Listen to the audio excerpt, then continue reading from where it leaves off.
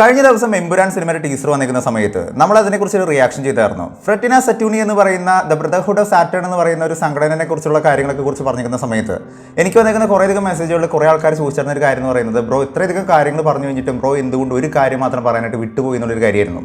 ശരിക്കും അതിനെക്കുറിച്ച് പറയാൻ വേണ്ടിയിട്ടല്ല ഞാൻ വന്നത്. അതിലും മേലെ നിങ്ങളോട് ഞാൻ ഒരൊറ്റ ചോദ്യം ചോദിച്ചുകൊണ്ടാണ് ഞാൻ ഈ വീഡിയോ നിങ്ങൾ കാണണോ വേണ്ടയോ എന്നുള്ളൊരു കാര്യം ഞാൻ നിങ്ങളോട് ചോദിക്കുന്നത്. നിങ്ങൾക്കിവിടെ കാണാൻ പറ്റുന്ന ഈ ഒരു പോസ്റ്റർ എന്ന് പറയുന്നത് എമ്പുരാൻ സിനിമയുടെ പോസ്റ്ററാണ്. ഈ പോസ്റ്ററിനകത്ത് നിങ്ങൾക്കൊരു മോണ്യുമെൻറ്റ് കാണാനായിട്ട് സാധിക്കുന്നുണ്ടാവും, ഒരു ബിൽഡിംഗ് കാണാനായിട്ട് സാധിക്കുന്നുണ്ടാവും. ഒറ്റ നോട്ടത്തിൽ കാണുന്ന സമയത്ത് ഒരു തകർന്നടിഞ്ഞേക്കുന്ന ഒരു സ്ഥലത്തുള്ള ഒരു വലിയൊരു ബിൽഡിംഗ്, ഒരു കൂറ്റൻ ബിൽഡിംഗ് എന്നുള്ളൊരു കാര്യം നിങ്ങൾക്ക് തോന്നൂലേ? പക്ഷേ ഇതേപോലെ തന്നെ ഒരു ബിൽഡിംഗ്, മറ്റൊരു ഫോട്ടോ ഞാൻ നിങ്ങൾക്ക് കാണിച്ചു തരാം. ഈ ഒരു ബിൽഡിംഗ് എന്ന് പറയുന്നത് അമേരിക്കയിലെ വാഷിംഗ്ടൺ DC എന്ന് പറയുന്ന സ്ഥലത്ത്, ആ ഒരു സ്റ്റേറ്റിലുള്ള അവിടെ തന്നെ ഏറ്റവും വലിയ ടോളസ്റ്റ് ആൻഡ് മോസ്റ്റ് വാല്യുബിൾ ആയിട്ടുള്ള ഒരു മോണ്യുമെന്റ് ആണ്. അമേരിക്കയിൽ നിങ്ങൾക്ക് കാണാനായിട്ട് സാധിക്കുന്ന ദ വാഷിംഗ്ടൺ മോണ്യുമെന്റ് എന്ന് പറയുന്ന ഒരു മോണ്യുമെന്റ് ആണ് നിങ്ങൾക്ക് ഇവിടെ കാണാനായിട്ട് സാധിക്കുന്നത്. ഈ രണ്ട് മോണ്യുമെന്റുകൾ തമ്മിലും, ഈ മോണ്യുമെന്റും തമ്മിൽ നിങ്ങൾക്ക് ഒരേപോലെ തന്നെ തോന്നുന്നുണ്ടെങ്കിൽ എല്ലാ പ്രേക്ഷകർക്കും പുതിയൊരു വീഡിയോയിലേക്ക് സ്വാഗതം. എൻ്റെ പേര് ഡൊണാൾഡ് എന്നാണ്. So welcome back to today's video. ഇന്ന് നമ്മൾ പറയാനായിട്ട് പോകുന്ന കാര്യം എന്ന് പറയുന്നത്, എമ്പുരാൻ സിനിമയിൽ ഒരുപാട് പേർക്ക് അറിയാത്ത, ആരും ഇതുവരെ പറയാത്ത ഒരു ഇമ്പോർട്ടൻ്റ് ആയിട്ടുള്ള ഒരു ഡീകോഡിങ്ങിനെ കുറിച്ചാണ്. എമ്പുരാൻ സിനിമയുടെ ടൈറ്റിൽ കാർഡിനെ കുറിച്ച് പറഞ്ഞുകൊണ്ട് കഴിഞ്ഞ ദിവസം ഒരു മെസ്സേജ് കാണാനായിട്ട് സാധിച്ചായിരുന്നു. അതിങ്ങനെയായിരുന്നു: എമ്പുരാൻ സിനിമയുടെ ടൈറ്റിൽ കാർഡ് കാണാനായിട്ട് സാധിക്കുന്ന സമയത്ത് നമുക്ക് അതിനകത്ത് കാണാൻ പറ്റുന്ന ഒരു കാര്യം എന്ന് പറയുന്നത്, ലോകത്തിലെ തന്നെ ഏറ്റവും വലിയൊരു സീക്രട്ട് സൊസൈറ്റിയുടെ ഒരു കണക്ഷൻ ആണെന്നുള്ളൊരു കാര്യം പറഞ്ഞുകൊണ്ട് ഒരു ടോപ്പിക്ക് കാണാനായിട്ട് സാധിച്ചായിരുന്നു. ആദ്യം ഇത് കാണുന്ന സമയത്ത് ഇത് വലിയ കാര്യമായിട്ട് തോന്നിയില്ലെങ്കിലും പിന്നീട് ഈ ഒരു ടൈറ്റിലിനൊന്നും കൂടി കൃത്യമായിട്ടൊന്ന് നോക്കുന്ന സമയത്ത് ഈ ടൈറ്റിലിൻ്റെ എ എന്ന് പറയുന്ന ഒരു ഭാഗത്ത് ഒരു ഷൈനിങ് കാണാനായിട്ട് സാധിച്ചായിരുന്നു. അതായത് ഒരു സ്റ്റാർ തിളങ്ങുന്ന പോലെ നമുക്ക് കാണാനായിട്ട് സാധിച്ചായിരുന്നു. ശരിക്കും ഇതുമായിട്ട് ബന്ധപ്പെട്ടുകൊണ്ട് ഈ സ്റ്റാറും താഴെയുള്ള രണ്ട് ഡോട്ടുകൾ തമ്മിൽ കണക്ട് ചെയ്ത് പോകുന്ന സമയത്ത് നമുക്ക് ആക്ച്വലി അവിടെ കാണാനായിട്ട് സാധിച്ചിരുന്നത് 3 ഡോട്ടുകളായിരുന്നു അല്ലേ. ഈ 3 ഡോട്ടുകളും ഓരോ ലെറ്റേഴ്സിൻ്റെ ഇടയിൽ വന്നിരിക്കുന്ന ഡോട്ടുകളുടെയൊക്കെ കണക്ഷൻ വെച്ചുകൊണ്ട് കഴിഞ്ഞ ദിവസം വന്നേക്കുന്ന ഒരു മെസ്സേജിനകത്തേക്ക് കാണാൻ പറ്റുന്ന ഒരു കാര്യം എന്ന് പറയുന്നത്, ഈ സംഭവം ഉദ്ദേശിക്കുന്നത് ബേസിക്കലി അർജന്റം ആസ്ട്രോം എന്ന് പറയുന്ന ഒരു സീക്രട്ട് സൊസൈറ്റിനെ കുറിച്ചാണെന്നുള്ളൊരു കാര്യം പറഞ്ഞുകൊണ്ടായിരുന്നു നമ്മുടെ ഒരു സബ്സ്ക്രൈബർ നമുക്ക് അയച്ചു നടന്നൊരു കാര്യം എന്ന് പറയുന്നത്. ഭയങ്കര ഇൻട്രസ്റ്റിംഗ് ആയിട്ടുള്ള ഹിഡൻ ഡീറ്റെയിലിംഗ് ആയിരുന്നു. കാരണം അർജന്റം ആസ്ട്രോം എന്ന് പറയുന്നത് ഒരു ലാറ്റിൻ വേർഡാണ്. ഇതിൻ്റെ ഒരു ഇംഗ്ലീഷ് മീനിങ് നോക്കുകയാണെന്നുണ്ടെങ്കിൽ സിൽവർ സ്റ്റാർ എന്നാണ് ഇതിൻ്റെ ഒരു മീനിങ് എന്ന് പറയുന്നത്. ഈ അർജന്റം ആസ്ട്രോം എന്ന് പറയുന്ന ഈ ഒരു സൊസൈറ്റി ബേസിക്കലി രൂപകൽപ്പന കൊണ്ടത് 1907 എന്നുള്ള കാര്യമാണ് പറയുന്നത്. എമ്പുരാൻ സിനിമയുടെ ടീസർ ഇറങ്ങിയിരുന്ന സമയം എന്ന് പറയുന്നത് 7/7 707 എന്ന് പറയുന്ന ഒരു സമയത്തായിരുന്നു ഈ സിനിമയുടെ ടീസർ ഇറങ്ങിയിരുന്നത്. ഈ 1907 എന്ന് പറയുന്നതിനെ നമ്മൾ റെയിൽവേ ടൈമിലോട്ട് കൺവേർട്ട് ചെയ്യുകയാണെന്നുണ്ടെങ്കിൽ റെയിൽവേ ടൈം അനുസരിച്ച് 1907 എന്ന് പറയുന്നത് 77 എന്ന് പറയുന്ന ഒരു നമ്പറിനെ തന്നെയാണ് സൂചിപ്പിക്കുന്നത്. അതായത് 7/7 തന്നെ ഈ ഒരു ടീസർ, എമ്പുരാൻ സിനിമയുടെ ടീസർ റിലീസ് ചെയ്തതിന്റെ പിന്നിലും ഈ ഒരു സിഗ്നിഫിക്കൻസ്, ഈ ഒരു കണക്ഷൻ ഉണ്ട്. അർജന്റം ആസ്ട്രോ എന്ന് പറയുന്ന ഈ ഒരു സൊസൈറ്റിയുമായിട്ട് കണക്ഷൻ ഉണ്ടെന്ന് കാണിക്കുന്ന തരത്തിൽ തന്നെയാണ് ഈ ഒരു എമ്പുരാൻ സിനിമയുടെ ടീസർ പോലും അവർ റിലീസ് ചെയ്തേക്കുന്നത്. എമ്പുരാൻ സിനിമയുടെ ടീസറിന്റെ പല ഭാഗങ്ങളും നമുക്ക് നോക്കുകയാണെന്നുണ്ടെങ്കിൽ അവിടെ കാണാൻ പറ്റുന്ന ഒരു കാര്യം എന്ന് പറയുന്നത് ഒരു സ്റ്റാർ ഷേപ്പ് തന്നെയായിരുന്നു. പല സ്ഥലങ്ങളിലും ഇത്തരത്തിലുള്ള സ്റ്റാറുകൾ നമുക്ക് കാണാൻ സാധിച്ചിരുന്നു. ശരിക്കും നമ്മളൊന്ന് കണക്ട് ചെയ്ത് നോക്കുകയാണെന്നുണ്ടെങ്കിൽ ഈ അർജന്റം ആസ്ട്രോ എന്ന് പറയുന്ന ഈ ഒരു സിൻഡിക്കേറ്റ് അല്ലെങ്കിൽ ഈ ഒരു സൊസൈറ്റിയുടെ സിമ്പിൾ നമ്മൾ നോക്കുകയാണെന്നുണ്ടെങ്കിൽ നമുക്ക് കാണാനായിട്ട് സാധിക്കുന്നതും ഒരു സ്റ്റാർ ഷേപ്പ് തന്നെയാണ്. ആ സ്റ്റാർ ഷേപ്പിന്റെ ഉള്ളിൽ അവിടെ കാണാനായിട്ട് സാധിക്കുന്ന ഒരു പ്രധാനപ്പെട്ട നമ്പർ എന്ന് പറയുന്നതും 77 എന്ന് പറയുന്ന നമ്പറുകൾ തന്നെയാണ്. അതുകൊണ്ട് തന്നെയാണ് ഈ സിനിമ അർജന്റം ആസ്ട്രോ എന്ന് പറയുന്ന ഒരു സൊസൈറ്റിയുമായിട്ട് കണക്റ്റഡ് ആണെന്നുള്ളൊരു കാര്യം പറഞ്ഞതിന്റെ പിന്നിലുള്ള ഒരു റീസൺ എന്ന് പറയുന്നത്. പക്ഷേ ഇനി നമ്മൾ പറയാൻ പോകുന്ന കാര്യം എന്ന് പറയുന്നത് വളരെ വളരെ ഇമ്പോർട്ടൻ്റ് ആയിട്ടുള്ള കാര്യമാണ്. കാരണം എമ്പുരാൻ സിനിമയുടെ പോസ്റ്ററിനകത്ത് നമുക്ക് കാണാൻ പറ്റുന്ന മോണ്യുമെന്റ് എന്ന് പറയുന്ന ഒരു കാര്യത്തിനെ കുറിച്ച് നിങ്ങളോട് പറഞ്ഞു.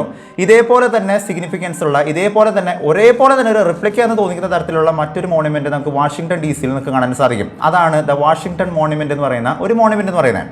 ഇത് രണ്ട് തമ്മിൽ എന്താണ് കണക്ഷൻ എന്നുള്ളൊരു കാര്യം നമ്മൾ നോക്കിപ്പോകുകയാണെന്നുണ്ടെങ്കിൽ നിങ്ങൾ ആദ്യം തന്നെ മനസ്സിലാക്കിയിരിക്കേണ്ട കാര്യം എന്ന് പറയുന്നത്, ഈ എമ്പുരാൻ എന്ന് പറയുന്ന ടീസറിനകത്ത് കാണിച്ചു പോയിരിക്കുന്ന ഒരുപാടധികം സിമ്പിൾസുകളാണ്.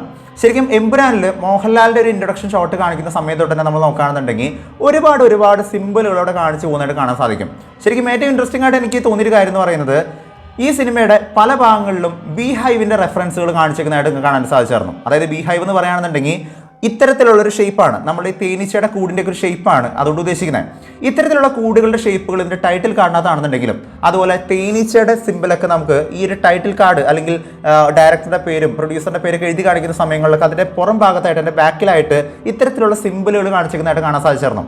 ശരിക്കും ഈ ഒരു സിമ്പിളുകൾ കണക്ട് ചെയ്യുന്നൊരു കാര്യം എന്ന് പറയുന്നത്, ലോകത്തിലെ തന്നെ ഏറ്റവും വലിയ ഒരു സംഘടന അല്ലെങ്കിൽ ഏറ്റവും പഴക്കമാർന്ന ഒരു മാജിക്കൽ ഓർഗനൈസേഷൻ എന്നറിയപ്പെടുന്ന ഫ്രീ മാസൺ സൊസൈറ്റി എന്ന് പറയുന്ന ഒരു സൊസൈറ്റിയിലോട്ടാണ് ഒരുപാട് പേര് ലൂസിഫർ സിനിമ ഇറങ്ങിക്കുന്ന സമയത്ത് തന്നെ ഈ ഇലുമിനാറ്റിയാണ് പൃഥ്വിരാജ് എന്നുള്ളൊരു കാര്യം പറഞ്ഞുകൊണ്ട് കുറേയധികം ഡിസ്കഷൻസുകളൊക്കെ പല സ്ഥലങ്ങളും നടത്തിക്കുന്നതായിട്ട് കാണാൻ സാധിച്ചിരുന്നു. പക്ഷേ ശരിക്കും ലോകത്തിലെ തന്നെ ഏറ്റവും പവർഫുൾ ആയിട്ടുള്ളതും ഏറ്റവും കാലപ്പഴക്കമുള്ള ഒരു വലിയൊരു മാജിക്കൽ ഓർഗനൈസേഷനാണ് ഫ്രീ മാസൺ സൊസൈറ്റി എന്ന് പറയുന്നത്. ഇവരുടെ പഴയ സിമ്പിളുകൾ നമ്മൾ എടുത്തു നോക്കുകയാണെന്നുണ്ടെങ്കിൽ ഇത്തരത്തിലുള്ള ബീ ഹൈവുകൾ നമുക്ക് കാണാൻ സാധിക്കും. പക്ഷേ ഇത് വെച്ചുകൊണ്ട് ഈ സിനിമയും വെച്ചുകൊണ്ട് എങ്ങനെ കണക്ട് ചെയ്യാനായിട്ട് പറ്റും എന്നുള്ളൊരു കാര്യം ചോദിക്കുകയാണെന്നുണ്ടെങ്കിൽ അവിടെയാണ് നിങ്ങൾ മനസ്സിലാക്കിയിരിക്കേണ്ട ഏറ്റവും പ്രധാനപ്പെട്ട ഒരു പോയിന്റ് എന്ന് പറയുന്നത്. US വാഷിംഗ്ടൺ മോണുമെന്റ് എന്ന് പറയുന്നത് ശരിക്കും അമേരിക്കയിലെ ആദ്യത്തെ പ്രസിഡന്റ് ആയിട്ടുള്ള ജോർജ് വാഷിംഗ്ടൺ എന്ന് പറയുന്ന ഒരാൾ അവിടുത്തെ പ്രസിഡന്റ് ആയ സമയത്ത് അദ്ദേഹത്തിന് വേണ്ടിയിട്ടുള്ള ഒരു സമർപ്പണം പോലെയായിരുന്നു, അദ്ദേഹത്തിന് വേണ്ടിയിട്ടുള്ള ഒരു സമ്മാനം പോലെയായിരുന്നു ആ ഒരു വാഷിംഗ്ടൺ മോണുമെന്റ് ഉണ്ടാക്കിയെന്നുള്ളൊരു കാര്യമാണ് ഹിസ്റ്ററി പറയുന്ന ഒരു കാര്യം എന്ന് പറയുന്നത്. ഈ വാഷിംഗ്ടൺ മോണുമെന്റ് ഉണ്ടാക്കിയതിന്റെ പിന്നിലുള്ള ഹിസ്റ്ററി നമ്മളൊന്ന് തേടി പോവുകയാണെന്നുണ്ടെങ്കിൽ ഈ വാഷിംഗ്ടൺ മോണുമെന്റ് ഉണ്ടാക്കിയത് അമേരിക്കക്കാർ മാത്രമായിരുന്നില്ല. അമേരിക്കയിലുള്ള ഒരുപാട് ഫ്രീ മാസൺ സൊസൈറ്റിയുടെ അംഗങ്ങളായിട്ടുള്ള ആൾക്കാരായിരുന്നു ഈ ഒരു മോണുമെന്റ് ഉണ്ടാക്കി എന്നുള്ളൊരു കാര്യങ്ങൾ കൃത്യമായിട്ട് പറയുന്നുണ്ട്. ഈ ഫ്രീ മാസൺ എന്ന് പറയുന്ന ഒരു വാക്കിനെ നമ്മൾ രണ്ടായിട്ടൊന്ന് ഡിവൈഡ് ചെയ്യുകയാണെന്നുണ്ടെങ്കിൽ നമുക്ക് അവിടെ കിട്ടുന്ന ഒരു വാക്ക് എന്ന് പറയുന്നത് മാസൺ എന്ന് പറയുന്ന മാസണറി എന്ന് പറയുന്ന ഒരു വാക്ക് ബേസിക്കലി മീൻ ചെയ്യുന്നത് കൽപ്പണിക്കാരെന്നുള്ള രീതിക്കാണ്. അതായത് കല്ലുകൾ ഉപയോഗിച്ച് പലതരത്തിലുള്ള കൺസ്ട്രക്ഷൻസുകൾ ഉണ്ടാക്കുന്ന ഒരു സംഘടനയെ നമുക്ക് അങ്ങനെ പറയാനായിട്ട് പറ്റും. കല്ല് വെച്ചുകൊണ്ടുള്ള വലിയ വലിയ പിരമിഡുകളാണെന്നുണ്ടെങ്കിൽ അല്ലെങ്കിൽ ലോകത്തിലെ തന്നെ ഏറ്റവും പഴക്കമാർന്ന പല മോണുമെന്റുകൾ ഉണ്ടാക്കിയതിന്റെ പിന്നിൽ ഈ ഫ്രീ മാസൺ സൊസൈറ്റി ആയിരുന്നു എന്നുള്ള കാര്യങ്ങൾ മുന്നേ തന്നെ പറഞ്ഞിരിക്കുന്ന ഒരു കോൺസ്പിറസിയാണ്. പക്ഷേ ഇതിനെ ഹിസ്റ്ററിയുമായിട്ട് കണക്ട് ചെയ്യുകയാണെന്നുണ്ടെങ്കിൽ നമുക്ക് കൃത്യമായിട്ടുള്ള ഒരു എവിഡൻസ് വെച്ചുകൊണ്ട് കണക്ട് ചെയ്യുകയാണെങ്കിൽ തന്നെ അമേരിക്കയിലുള്ള വാഷിംഗ്ടൺ മോണുമെന്റ് എന്ന് പറയുന്ന ഒരു മോണുമെന്റ് ഉണ്ടാക്കിയതിന്റെ പിന്നിലും ജോർജ് വാഷിംഗ്ടൺ എന്ന് പറയുന്ന അമേരിക്കയിൽ ആദ്യത്തെ പ്രസിഡന്റിന് വേണ്ടിയിട്ട് ഒരു മോണുമെന്റ് ഉണ്ടാക്കിയതിന്റെ പിന്നിലും ഈ പറയുന്ന ഫ്രീ മാസൺ സൊസൈറ്റി തന്നെയായിരുന്നു ഒരു കാര്യം കൃത്യമായിട്ട് ഹിസ്റ്ററിയിൽ രേഖപ്പെടുത്തിയിരിക്കുന്ന ഒരു കാര്യം തന്നെയാണ്. അന്ന് ഈ വാഷിംഗ്ടൺ മോണുമെന്റ് ഉണ്ടാക്കിയതിന് ശേഷം ഇതിന്റെ ഉദ്ഘാടന ചടങ്ങിൽ ഈ ഫ്രീ മാസൺ സൊസൈറ്റിയുമായിട്ട് ബന്ധപ്പെട്ടിട്ടുള്ള ഒരുപാട് ആൾക്കാരുടെ പ്രസൻസ് അവിടെ ഉണ്ടായിരുന്നു എന്നുള്ള കാര്യങ്ങളും കൃത്യമായിട്ടുള്ള എവിഡൻസ് സഹിതം നമുക്ക് മനസ്സിലാക്കാനായിട്ട് വരുന്ന ഒരു കാര്യമാണ്. അതായത് ഈ സെയിം മോണുമെന്റിനെ തന്നെ റെപ്ലിക്കേറ്റ് ചെയ്യുന്ന ഒരു മോണുമെന്റ് ആണ് എമ്പുരാൻ സിനിമയുടെ പോസ്റ്ററിനകത്ത് കാണിച്ചിരിക്കുന്നത് എന്നുള്ളൊരു കാര്യം പറയുന്ന സമയത്ത് ഫ്രീ മാസൺസുമായിട്ടുള്ള ബന്ധം നമുക്ക് ഒരിക്കലും തള്ളിക്കളയാൻ പറ്റാത്തൊരു കാര്യം തന്നെയാണ്. ഇതിന്റെ അപ്പുറത്തോട്ട് ഈ ടീസറിനകത്ത് പറഞ്ഞേക്കുന്ന ഒരു കാര്യം അനുസരിച്ച് നോക്കുകയാണെന്നുണ്ടെങ്കിൽ പണ്ട് പോസ്റ്റ് വാറിന്റെ സമയത്ത്, അതായത് യുദ്ധകാല അടിസ്ഥാനത്തിന്റെ സമയത്ത്, യുദ്ധം കഴിഞ്ഞിരിക്കുന്ന സമയത്ത് പലതരത്തിലുള്ള റീകൺസ്ട്രക്ഷൻ വർക്കുകൾ ഈ അബ്രാം ഖുറേഷിയുടെ ഗ്യാങ് ചെയ്തിരുന്നുള്ള ഒരു കാര്യങ്ങൾ കൃത്യമായിട്ട് പറയുന്നുണ്ട്. അതായത് അങ്ങനെ നോക്കുകയാണെന്നുണ്ടെങ്കിൽ പോലും നമുക്ക് ഈ ഫ്രീ മാസൺ സൊസൈറ്റിയുടെ ഒരു കണക്ഷൻ നമുക്ക് കാണാൻ സാധിക്കും. അതായത് ഇവരുടെ ബേസിക് പരിപാടി എന്ന് പറയുന്നത് പലതരത്തിലുള്ള വലിയ വലിയ മോണുമെന്റ്സുകൾ ഉണ്ടാക്കുക, അതിനെ റീകൺസ്ട്രക്ട് ചെയ്യുക എന്നുള്ളൊരു കാര്യങ്ങൾ തന്നെയാണ്. അത് വെച്ച് കണക്ട് ചെയ്യുകയാണെന്നുണ്ടെങ്കിൽ പോലും ഈ അബ്രാം ഖുറേഷിയുടെ ഒരു കണക്ഷൻ നമുക്ക് ബേസിക്കലി ഫ്രീ മാസൺ സൊസൈറ്റിയുമായിട്ട് കണക്ട് ചെയ്യാൻ പറ്റുന്ന ഒരു കാര്യം തന്നെയാണ്. എന്നാൽ ഇതിന്റെ അപ്പുറത്തോട്ട് നമ്മളൊന്ന് ചിന്തിക്കുകയാണെന്നുണ്ടെങ്കിൽ ശരിക്കും ഈ സിനിമയിൽ കാണിച്ചിരിക്കുന്ന മറ്റ് പല സിമ്പിളുകളും ഇത്തരത്തിലുള്ള സിമ്പിളുകളൊക്കെ കാണുന്ന സമയത്ത് വീണ്ടും ഇലുമിനാറ്റിയുമായിട്ട് കണക്റ്റഡ് ആണോ ഈ ഒരു കാര്യങ്ങൾ എന്നുള്ളൊരു കാര്യങ്ങൾ പല ആൾക്കാർ ചോദിക്കുന്നുണ്ടായിരുന്നു. ശരിക്കും ഈ ഫ്രീ മാസൺ സൊസൈറ്റി എന്ന് പറയുന്ന ഒരു സംഘടന കണ്ടെത്തിയതിന്റെ പിന്നിൽ ആരാണെന്നുള്ളൊരു കാര്യം കൃത്യമായിട്ട് എവിടെയും രേഖപ്പെടുത്തിയിട്ടില്ല. കാരണം സ്റ്റോൺ ഏജിന്റെ കാലഘട്ടത്തിൽ തൊട്ട്, വളരെ പഴക്കമുള്ള കാലഘട്ടത്തിൽ തൊട്ട് തന്നെ ഈ ഒരു സംഘടന ഉള്ളതുകൊണ്ട് തന്നെ ആരാണ് ഇതിന്റെ ഫൗണ്ടർ എന്നുള്ളൊരു കാര്യം കൃത്യമായിട്ട് എവിടെ രേഖപ്പെടുത്തിയിട്ടില്ല. പക്ഷേ ഇതിൽ നിന്നും പിന്നീട് വന്നേക്കുന്ന ഇലുമിനാറ്റി എന്ന് പറയുന്ന ഒരു സംഘടന കണ്ടെത്തിയത് ആഡം വിഷാപ്റ്റ് എന്ന് പറയുന്ന ഒരാളായിരുന്നുള്ള കാര്യങ്ങൾ കൃത്യമായിട്ട് നമുക്ക് കാണാൻ സാധിക്കും. ഗൂഗിളിലൊക്കെ ചെയ്ത് കഴിഞ്ഞാൽ നമുക്ക് അവരുടെ പേരുകൾ കൃത്യമായിട്ട് കാണാൻ സാധിക്കും. ഈ ഒരു സംഘടനയുമായിട്ട് ബന്ധപ്പെട്ടുകൊണ്ട് എമ്പുരാൻ സിനിമയുടെ ഒരുപാട് കോൺസ്പിറസികൾ മുന്നേ തന്നെ വന്നു തന്നെയായിരുന്നു. അതായത് ലൂസിഫർ എന്ന് പറയുന്ന സിനിമയിലുള്ള പല റെപ്രസെന്റേഷൻസുകളും ആ കാറിന്റെ നമ്പർ അടക്കം പല കാര്യങ്ങൾ കൃത്യമായിട്ട് സൂചിപ്പിക്കുന്നത് സാത്താൻ പൂജ തൊട്ട്, അതുപോലെ തന്നെ സാത്താനുമായിട്ട് ബന്ധപ്പെട്ടുള്ള നമ്പറുകൾ തൊട്ട് ഇലുമിനാറ്റിയുമായിട്ട് ബന്ധപ്പെട്ടിരിക്കുന്ന നമ്പറുകളാണെന്നുള്ള കാര്യങ്ങൾ വരെ പലതരത്തിലുള്ള കോൺസ്പിറസികൾ നമുക്ക് അന്ന് തന്നെ കാണാൻ സാധിക്കുന്ന ഒരു കാര്യം തന്നെയായിരുന്നു. എനിവേസ് എമ്പുരാൻ സിനിമ ഇറങ്ങുന്ന ഈ ഒരു സമയത്ത് നമുക്ക് മനസ്സിലാക്കാനായിട്ട് സാധിക്കുന്ന ഒരു കാര്യം എന്ന് പറയുന്നത് ഇലുമിനാറ്റി എന്ന് പറയുന്ന ആ ഒരു സംഘടനയുടെ അപ്പുറത്തോട്ട് ഒരുപാട് തരത്തിലുള്ള ഒരുപാട് പവർഫുൾ ആയിട്ടുള്ള ലോകത്തിലെ തന്നെ ഏറ്റവും പവർഫുൾ ആയിട്ടുള്ള പല സൊസൈറ്റികളുടെ കണക്ഷൻ ഈ സിനിമയിൽ വരുന്നുണ്ടെന്ന് കാണിക്കുന്ന തരത്തിൽ തന്നെയാണ് നമുക്ക് ഫ്രീ മാസൺ സൊസൈറ്റിയുടെ ഒരു കണക്ഷൻ കൂടി നമുക്ക് കാണാനായിട്ട് സാധിക്കുന്നത്. ലൂസിഫർ സിനിമയിൽ ഇങ്ങനെ ഒരു സൊസൈറ്റിനെ കുറിച്ച് നമുക്കൊരു കണക്ഷൻ എവിടെയും പറയുന്നതായിട്ട് കേൾക്കാനായിട്ട് സാധിക്കുന്നില്ല. പക്ഷേ തിരിച്ച് നമ്മൾ എമ്പുരാൻ സിനിമയിലോട്ട് വരാണെന്നുണ്ടെങ്കിൽ ഇലുമിനാറ്റി എന്ന് പറയുന്ന ഒരു കോൺസെപ്റ്റിൽ നിന്നും ഇന്ന് ഫ്രീ മാസൺ സൊസൈറ്റി എന്ന് പറയുന്ന ലോകത്തിൽ തന്നെ വളരെയധികം പവർഫുൾ ആയിട്ടുള്ള ഒരു ടീമുമായിട്ടുള്ള ഒരു കണക്ഷൻ തന്നെയാണ് ഈ ഒരു പോസ്റ്റർ അടക്കം കൃത്യമായിട്ട് സൂചിപ്പിക്കുന്ന ഒരു കാര്യങ്ങൾ എന്ന് പറയുന്നത്. കഴിഞ്ഞ ദിവസം ടൊവിനോ തോമസിന്റെ ഒരു പോസ്റ്റർ വന്നിരിക്കുന്ന സമയത്ത് തന്നെ നമ്മൾ അതിനകത്തു നിന്നുള്ളൊരു സിമ്പിൾ വെച്ചുകൊണ്ട് നിങ്ങൾക്ക് ഇത്തരത്തിലുള്ള സിമ്പിളായിട്ട് ഇതിനെ ഫീൽ ചെയ്യുന്നുണ്ടെന്നുള്ളൊരു കാര്യം ഞാൻ അന്നിട്ട് ചോദിച്ചായിരുന്നു. ശരിക്കും ഈ ഒരു സിമ്പിളിന്റെ തന്നെ ഒരു എക്സാക്ട് ഒരു മോഡൽ നമുക്ക് ലൂസിഫർ എന്ന് പറയുന്ന L2E എന്ന് പറയുന്ന എമ്പുരാൻ എന്ന് പറയുന്ന ഒരു ടൈറ്റിൽ എഴുതി കാണിച്ചിരിക്കുന്ന സമയത്ത് തന്നെ നമുക്ക് ഇത്തരത്തിലുള്ള ഒരു സിമ്പിൾ കാണാനായിട്ട് സാധിക്കും. ഈ സിമ്പിൾ കണ്ടേക്കുന്ന സമയത്ത് തന്നെ നമ്മൾ അന്നെ കൃത്യമായിട്ട് പറഞ്ഞിരുന്ന ഒരു കാര്യമാണ് ഈ സിമ്പിൾ ബേസിക്കലി റെപ്ലിക്കേറ്റ് ചെയ്യുന്നത് ബ്രദർഹുഡ് ഓഫ് സാറ്റേൺ അല്ലെങ്കിൽ ഫ്രറ്റേർണിറ്റാസ് സറ്റൂണി എന്ന് പറയുന്ന ആ ഒരു ഓർഗനൈസേഷനുമായിട്ട് ബന്ധപ്പെട്ടുകൊണ്ടുള്ള അവരുടെ വളരെയധികം റിലേറ്റ് ചെയ്യുന്ന ഒരു സിമ്പിളാണ് ഇതെന്നുള്ളൊരു കാര്യം നമ്മൾ അന്നെ പറഞ്ഞിരുന്നു.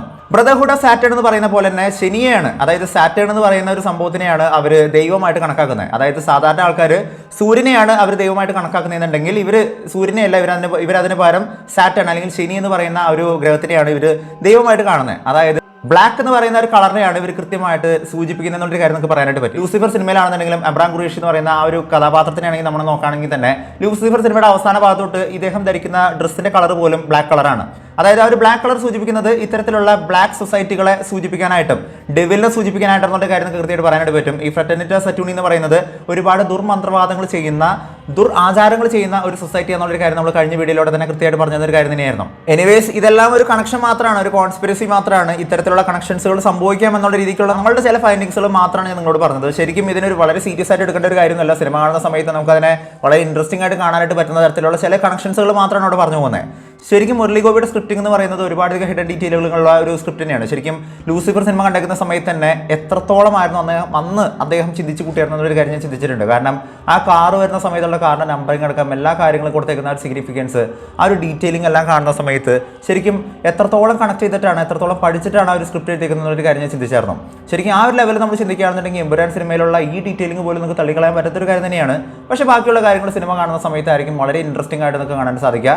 അതുവരെ നമുക്ക് ഇത്തരത്തിലുള്ള കോൺസ്പിറസീസ് എന്ന് പറയുന്നത് ഒരു ഹൈപ്പ് തന്നെയാണ്, അതൊരു രസം തന്നെയാണ്. കാരണം ഇത്തരത്തിലുള്ള കാര്യങ്ങൾ കണ്ടുകൊണ്ട് നമ്മളവരെ എക്സ്പെക്ട് ചെയ്തുകൊണ്ട് നമ്മൾ സിനിമ കാണുകയാണെന്നുണ്ടെങ്കിൽ നമുക്ക് ആ സിനിമ കാണാനായിട്ടുള്ള കിക്ക് എന്ന് പറയുന്നത് വേറെ ലെവലായിരിക്കും.